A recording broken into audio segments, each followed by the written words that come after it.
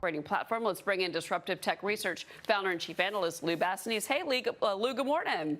Good morning, Cheryl. Yeah, this is a big move by Google, to actually cut off. I mean, these are like some of their most popular apps, like Gmail, Google Maps.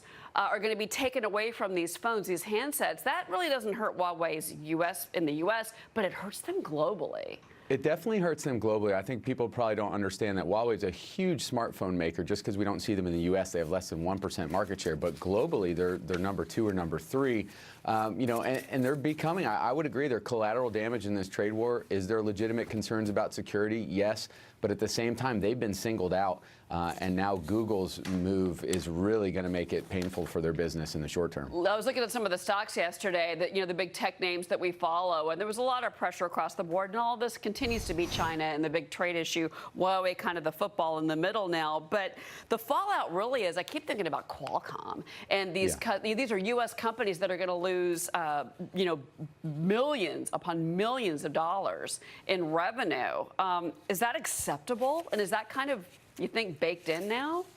I think at this point it's baked in. I mean, how long have we been talking about this trade war, right? It's been going on for months. So I think investors have had to adjust to the reality that a lot of these chip makers that supply components to smartphones, particularly overseas, are in jeopardy. And that, again, you see sell-offs every time these trade war talks escalate.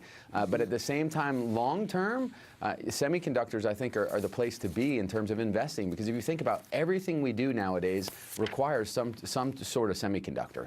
And the newest, biggest trends that are coming are no different, like self-driving cars, et cetera. So we can certainly hurt them as far as cutting off, the equipment that they need to make, whether it's handsets or the networks. But at the same time, it hurts our U.S. companies as well and our workers. I want to ask you about Tesla really quick. Sure. I mean, this stock in a December 2016 low, and there's reports and analysts have been saying that they still may need to go back to the public markets for more cash.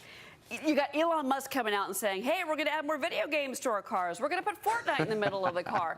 I mean, A, do you believe him? And B, is he really focused in the right direction right now? I mean, is he really running Tesla effectively? A, I don't believe him just as much as I didn't believe Joe Azuzu. B, no, he is not focused in the right direction. He's trying to distract people away from the demand erosion. And, I think Morgan Stanley had a note out today saying the bear case could actually be Tesla at $10. And I don't think that's far-fetched. If we see Chinese demand really wane, they definitely, absolutely need more cash. The last cash raise gives them about 10 months more of runway.